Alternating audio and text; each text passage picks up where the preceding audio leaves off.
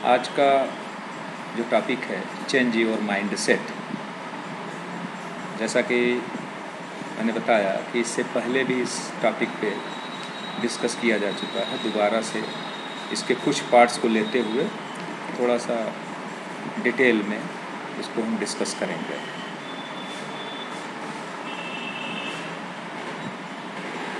Mindset क्या है? किसी भी कार्य को करने से पहले हम उसके बारे में अपना एक पूर्वानुमान लगा लेते हैं। अपने दिमाग को हम या अपने खुद को हम समझाते हैं कि इस काम को हमको कैसे करना है। माने आगामी किसी कार्य को करने से पहले आपकी सोच की जो स्थिति होगी उसी को हम माइंडसेट कहेंगे। कई बार ये माइंडसेट ही हमसे बड़े अच्छे काम करा ले जाता है और कई बार इसी माइंडसेट के कारण हम कुछ निगेटिव वर्क भी कर लेते हैं, गलत काम कर लेते हैं जो हमको नहीं करने चाहिए।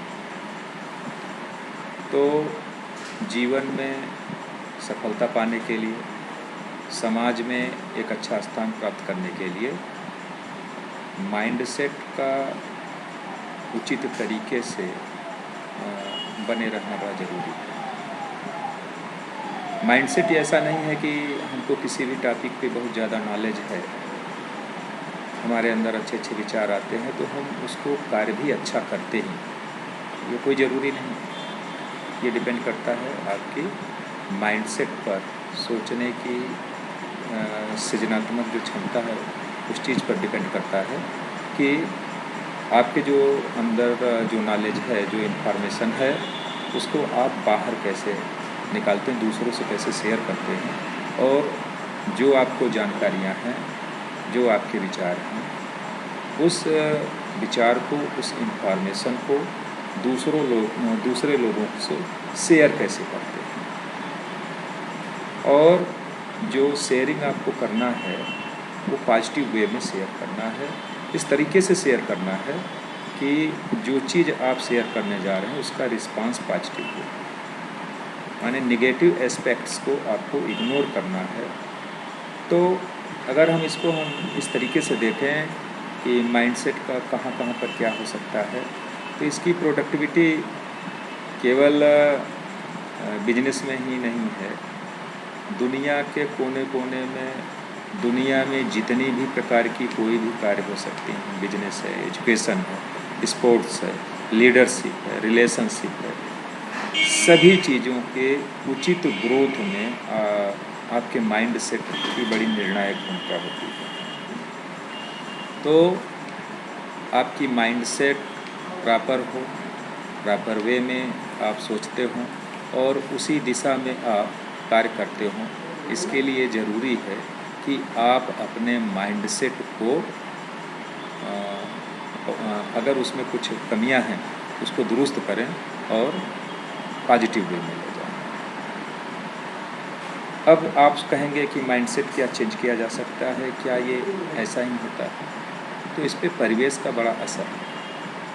एक बड़े अमीर देश में पैदा हुआ कोई बच्चा, अमीरी में पला हुआ बच्चा, और एक निहायत गरीबी में पला हुआ बच्चा, दोनों की माइंडसेट एक जैसी किसी हाल में भी नहीं हो सकती। ऐसो आराम में पला हुआ व्यक्ति या बालक जिसके पास सारी सुख सुविधाएँ उपलब्ध हैं, उसके सोचने का नज़रिया कुछ अलग होगा, और जो गरीबी में पला हुआ व्यक्ति होगा उसके सोचने का नज़रिया और उसकी माइंडसेट में जो कार्य निष्पादित करेगा, उसको करने के तरीके जो होंगे वो भी एक जैसे नहीं होंगे, अलग अलग।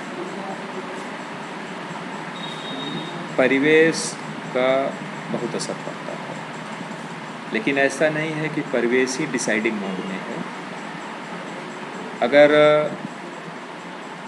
एक कोई गरीब बच्चा है, उसको बड़ी ज़्यादा सुख सुविधाएँ नहीं मिली हैं या कोई गलती है, तो ऐसा नहीं कि वो पॉजिटिव अप्रोच उसका नहीं हो सकता, या उसके सोचने का तरीका अमीर वाले व्यक्ति के जैसा नहीं हो सकता, ऐसा नहीं हो सकता है। उसके लिए आपको कुछ थोड़ा सा अपने पर्सनैलिटी को डेवलप करने के लिए, उस दिशा में, उस मोड में चेंज करने के लिए कुछ पॉइंट्स पर प्रॉपर ध्यान देने की आवश्यकता है। अगर उन प्रॉपर पॉइंट्स पे आप ध्यान देते हैं तो निस्संदेह आपके पास कम रिसोर्सेस हों, फिर भी आपका सोचने का नज़रिया जो साधन युक्त लोग हैं उनके जैसा हो सकता है। तो सवाल आता है कि माइंडसेट को चेंज करने के लिए क्या क्या तरीके हैं, कैसे हम अपने माइंडसेट को चेंज कर सकते हैं। तो नेक्स्ट स्लाइड पे हम इस पर डिस्कस करेंगे कि how can we change our mindset. तो how to change your mindset, कैसे हम चेंज करेंगे। पहला है सबसे ज़रूरी चीज़, get the best information only. किसी भी चीज़ के बारे में, अननोन थिंग के बारे में जहाँ से संभव हो, ऐसा नहीं है कि आप जहाँ तहाँ से कोई भी इन्फॉर्मेशन मिलता है सबको कलेक्ट करके उस पर बिलीव करें। ये किसी भी प्रकार से उचित नहीं होगा। आप पूरा प्रयास करें कि आपको सबसे सर्वथा उचित और सबसे अच्छा इन्फॉर्मेशन मिले। तो नेचुरल सी बात है, बेस्ट इन्फॉर्मेशन आपको तभी मिल सकता है जब आप थोड़ा मेहनत करें। आप कम प्रयास करेंगे तो हो सकता है कि आपको इतना अच्छा इन्फॉर्मेशन अगर नहीं मिला है किसी भी चीज़ के लिए, तो कम इन्फॉर्मेशन के आधार पर किसी कार्य को निष्पादित करने जाएंगे तो उसका रिजल्ट भी 100% हो, इसमें संदेह बना रहेगा। इसलिए ज़रूरी ये है कि आप जिस इन्फॉर्मेशन को ले रहे हैं रिलायबल सोर्सेस से हो और बेस्ट इन्फॉर्मेशन हो, इसको पूरी तसल्ली से आप तस्दीक करिए और पूरी जांच पड़ताल के बाद ही कि ठीक है ये मेरा इन्फॉर्मेशन सही है, इस इन्फॉर्मेशन के आधार पर फिर आगे की हम रणनीति बनाएंगे। दूसरा है role model, the best people. कभी भी आप चोर उचक्के डाकू या जो गलत व्यवहार वाले लोग हैं उनको रोल मॉडल न बनाएं। रोल मॉडल आप बेस्ट पीपल को ही बनाएं, उन्हीं को फॉलो करें। हमारे इतिहास में एक से एक महापुरुष भरे हुए हैं जिनको आप रोल मॉडल के रूप में ले सकते हैं। विज्ञान के क्षेत्र में भी एक से एक वैज्ञानिक हैं, दार्शनिक भी एक से एक उच्च कोटि के दार्शनिक हैं।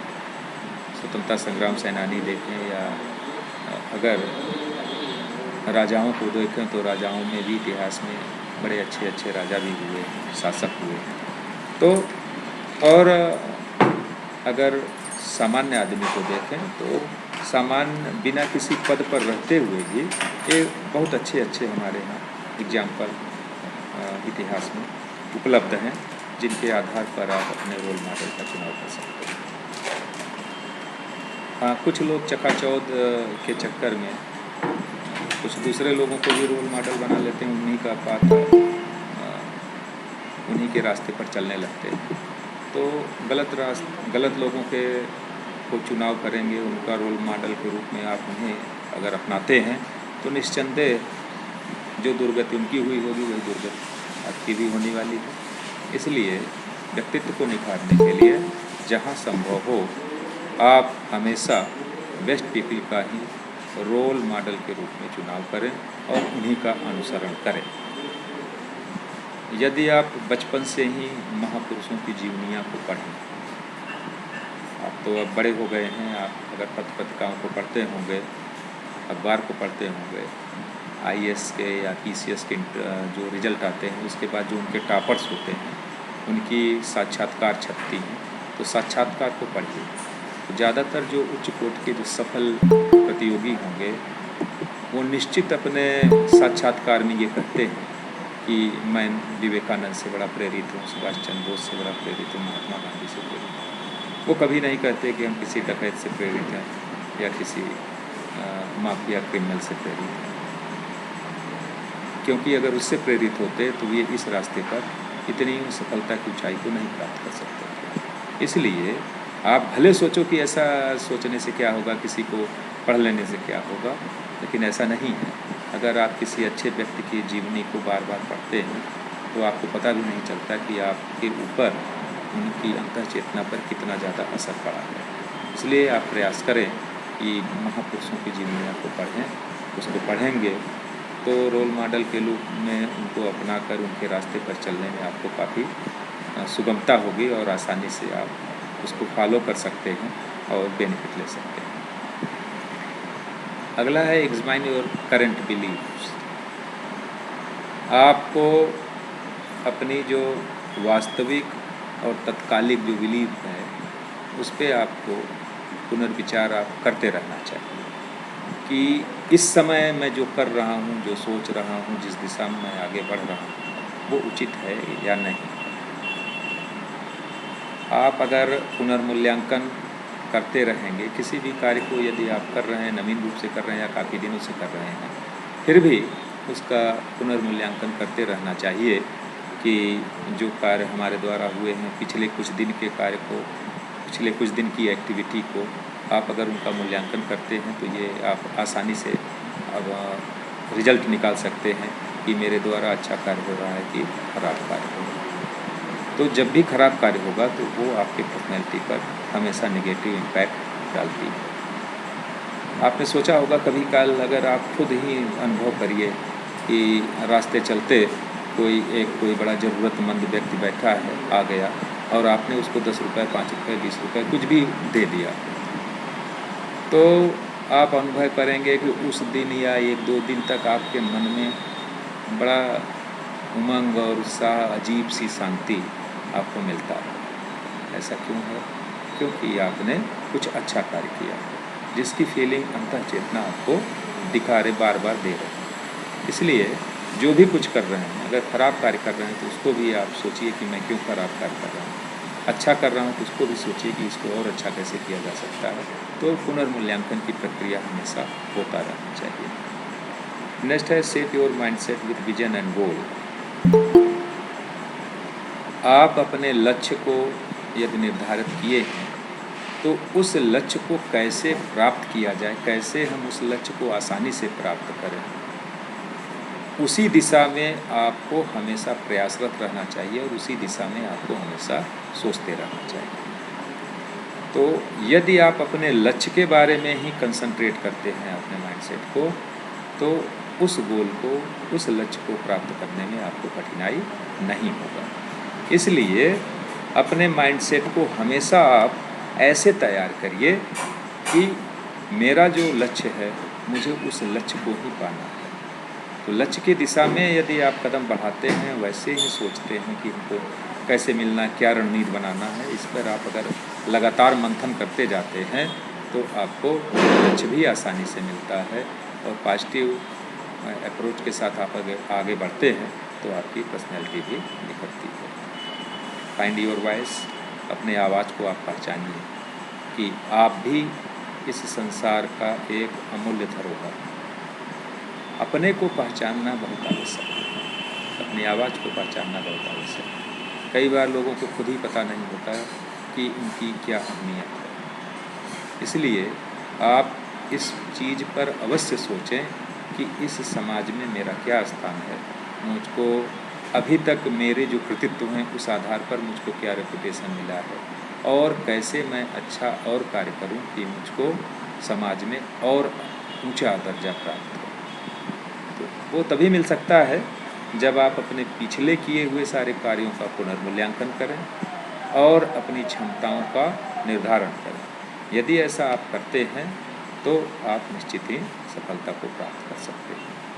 Protect your mindset. यदि आप अच्छे काम कर रहे हैं और आप कभी भी बुरे बर्ताव के लिए नहीं जाने जाते हैं, हमेशा समाज ये रिफ्लेक्ट करता है कि नहीं ठीक है, आपके द्वारा किया गया कार्य अच्छा कार्य है, तो भले 1-2 लोग बुराई करते फिरें, आपको उनके द्वारा बुराई किए जाने पर आपको ज़्यादा गौर देने की आवश्यकता नहीं है। यानी आप जिस माइंडसेट से चल रहे हैं आप उसको पूरा प्रोटेक्ट करिए और उसी दिशा में आप आगे बढ़ते रहिए। बुराइयां सबकी होती हैं, बुराइयों से घबराना नहीं चाहिए। ये चीज़ आपको गांठ बांध कर रखना चाहिए कि ये सोच लीजिए कि अच्छा हो या बुरा हो, बहुत बड़ा बलशाली हो, सामने न हो के पीठ पीछे बुराइयां होनी हैं। इसलिए इस पर ज़्यादा गौर करने की आवश्यकता नहीं है। आप अपने लक्ष्य पर कंसंट्रेट होकर उस दिशा में आप हमेशा प्रयत्नशील रहें और उसी दिशा में आप आगे बढ़ते रहें। Let go of complete. put an end of perfectionism, look at the evidence, redefine what failure means, stop worrying about what people think। ये सारी चीज़ लगभग कमोबेश एक ही चीज़ है कि मैंने बताया कि आप अपने लक्ष्य की तरफ निर्बाध रूप से बढ़ते रहिए। ये किसी कभी भी ये मत सोचिए कि लोग क्या कह रहे हैं। एक गाना है छोटा सा, लोगों का काम है करना, जैसे है, तो उसी गाने को याद करो। लोगों का काम ही कहना, वो कुछ न कुछ कहेंगे, अच्छा काम करेंगे तभी कहेंगे, बुरा काम करेंगे तभी। तो अन्य लोगों की थिंकिंग क्या है, उससे आपका लक्ष्य नहीं करना चाहिए। आपने जो अपना लक्ष्य निर्धारित किया है, आपको बिना विचलित हुए उसी लक्ष्य की तरफ अग्रसर होते जाना है।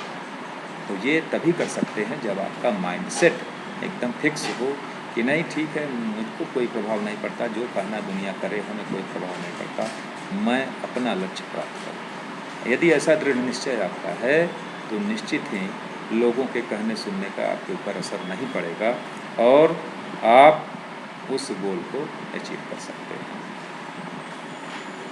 किसी भी कार्य को करते हैं, शुरू करने जा रहे हैं, तो ये हमेशा आप ध्यान दीजिए कि आपके द्वारा किया गया कार्य परफेक्ट हो, माने उसमें गलती की गुंजाइश बहुत कम हो। इस माइंडसेट, इस सोच के साथ यदि आप कार्य करते हैं कि बड़े संतत भाव से और संयत भाव से सोच विचार करके अगर निर्णय लेते हैं और उस डायरेक्शन में आप बढ़ते हैं तो गलती की गुंजाइश बहुत कम होती है। जब भी आप अपने द्वारा की जा रही गलतियों को मिनिमाइज करते हैं तो आप विश्वास करिए कि आप अपने लक्ष्य के तरफ बड़े मजबूती से कदम बढ़ा रहे हैं। इसलिए बिना कुछ सोचे कि लोग क्या कहेंगे, बिना कुछ सोचे कि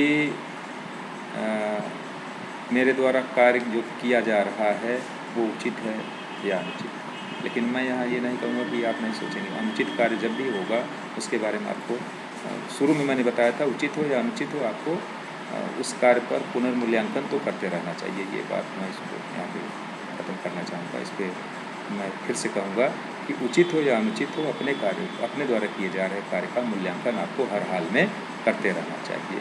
तो उससे आपके द्वारा की जा रही त्रुटियाँ हमेशा कम होने की संभावना होगी और आपके द्वारा जो कार्य होगा वो पॉजिटिव कार्य होगा, ऐसी संभावना अधिक होगी। कंपैरिजन भी करते रहिए कि, और कंपैरिजन जब भी करिए अपने से बेस्ट से करिए। ये ध्यान दीजिएगा, ऐसा ना हो कई लोग सोचते हैं अरे 10 तो नहीं पढ़ रहे हैं, 10 तो गधे हैं, हम ही क्या पढ़ के कर लेंगे। ऐसा कतई मत सोचिए।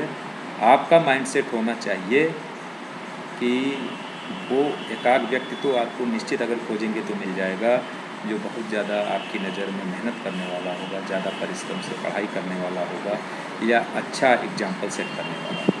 तो आप अपने को हमेशा कंपेयर उससे करिए यदि आपको आगे बढ़ना है। लेकिन दूसरी तरफ आपको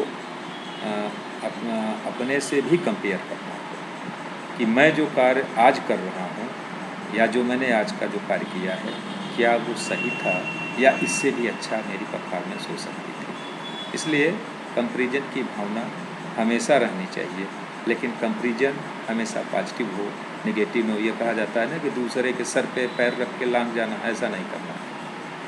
माने अपनी लाइन बढ़ाने के लिए दूसरी लाइन मिटाना ज़रूरत नहीं, उसकी ज़रूरत नहीं है, बल्कि उस छोटी लाइन के बगल में आपको बड़ी लाइन बनाने की आवश्यकता है।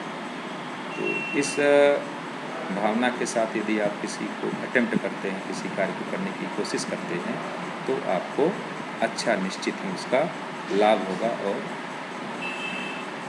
उसकी रिस्पांस अच्छा मिलेगी। अब मैं यहाँ पे आपको दिखा रहा हूँ एक स्लाइड कि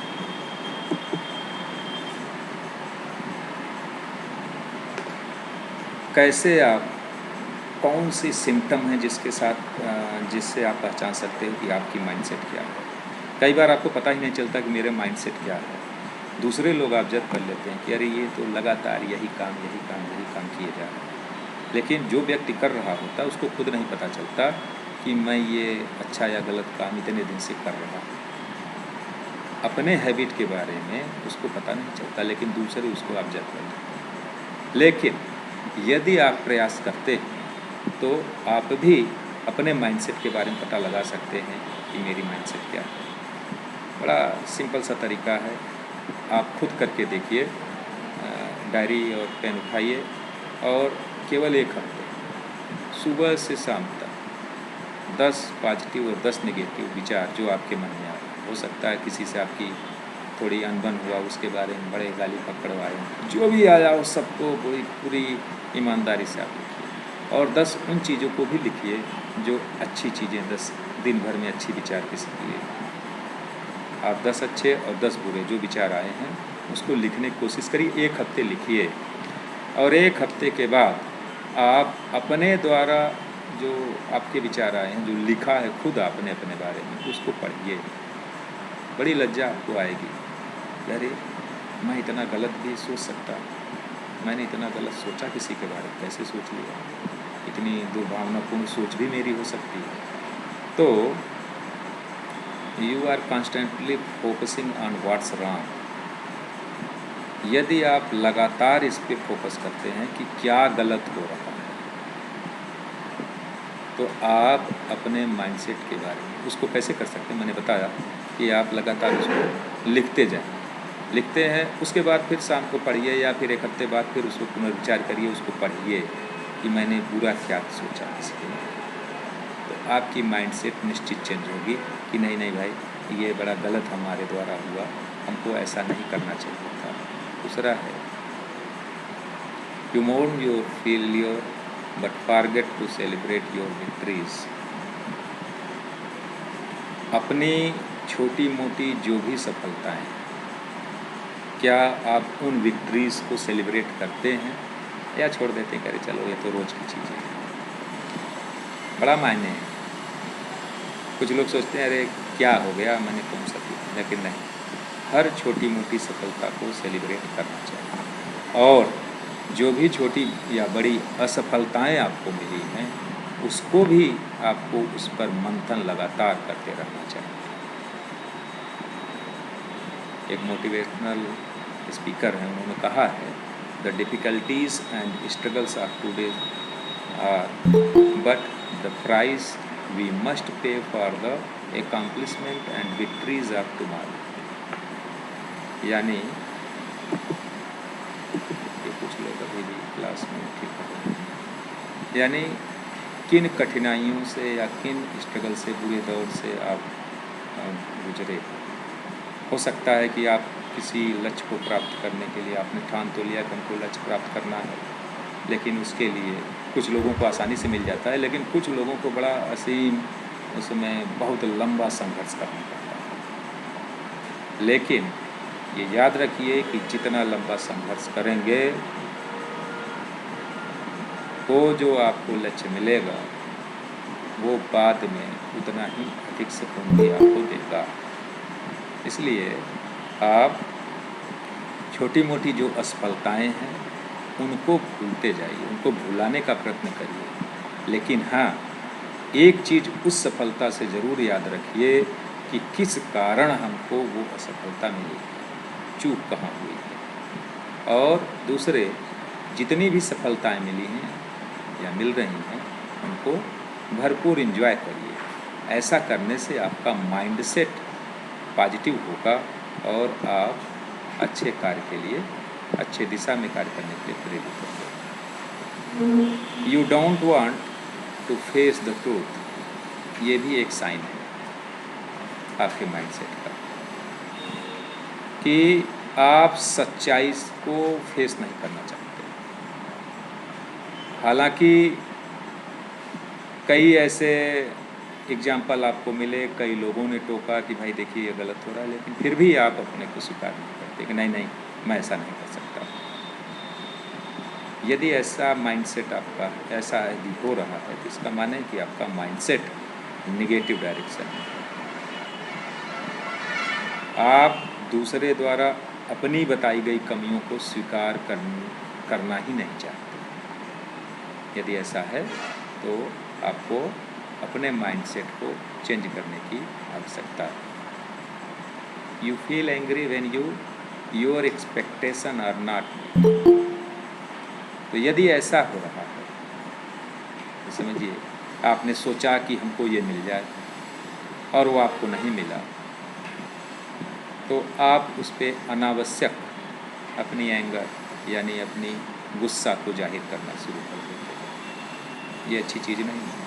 ठीक है, आपको एक प्रयास में नहीं मिला, आपने सोचा था कि ऐसा हो, कोई ज़रूर नहीं कि वो काम हो गया तो ठीक है, नहीं हुआ तो उस पर गुस्सा करना कोई उचित कार्य नहीं, क्योंकि गुस्सा करने से किसी भी प्रश्न का हल नहीं हो सकता। तो यदि ऐसा है कि आपको हर छोटी छोटी असफलताओं पे गुस्सा आता है तो आपको अपनी माइंडसेट बदलने की आवश्यकता है कि आप सोचें कि हम क्या करें कि ऐसा न हो, क्योंकि ये सब चीज़ें आपके पर्सनैलिटी पर बैड इफेक्ट डालती हैं जो आपको पता भी नहीं चलती कि धीरे धीरे दीमक की तरह वो आपको आपकी पर्सनैलिटी को चाट रही हैं, लोगों के बीच में आपके प्रति कैसी धारणाएं बना रही हैं ये आपको नहीं पता चलता, लेकिन आपके इस व्यवहार के कारण कितना गलत इम्पैक्ट पड़ रहा है। यदि ऐसा हो रहा है तो इसको भी माइंडसेट को आपको चेंज करना होगा।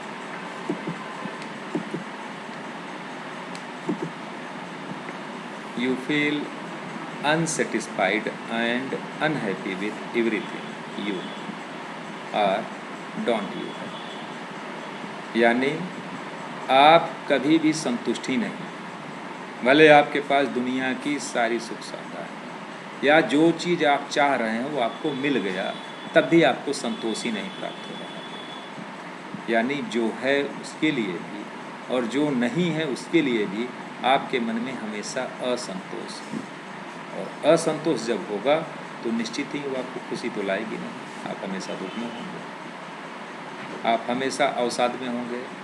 यदि ऐसा है तो इसका मतलब है कि आपको अपना माइंडसेट बदलने की आवश्यकता है। ये साइन है, ये सिम्टम है कि आपका माइंडसेट नेगेटिव डायरेक्शन नेगेटिव है। तो आपको प्रयास करना होगा कि ठीक है, भगवान की मर्जी है, ऊपर वाली की इच्छा है, वो यही चाह रहा था कि हमको ये मिले, या वो यही चाह रहा था कि इतना दुख हमको झेलना है। ऐसी सोच के साथ हो तो आपका अप्रोच पॉजिटिव होगा, और आपको ये सोच रखना है ईश्वर के सहारे ही सब कुछ नहीं छोड़ना है, बल्कि आपको ये भी देखना है कि ठीक है कहाँ हमसे त्रुटि रह गई, किस कारण ये असफलता मेरे हाथ लगी है, इसके लिए मुझको क्या और कुछ एक्स्ट्रा कुछ करना चाहिए जिसके कारण मुझको ये वांछित वस्तु मिल जाए। तो यदि उसको आप करते हो तो आपका अप्रोच पॉजिटिव हो जाएगा।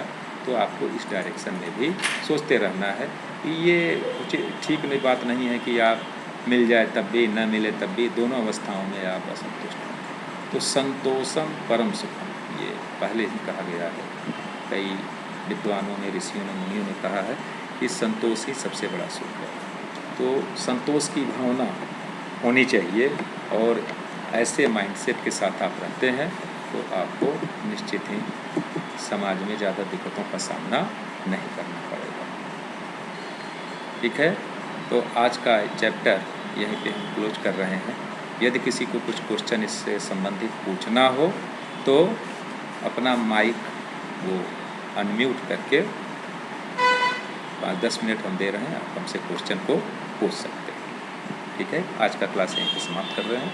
Thank you.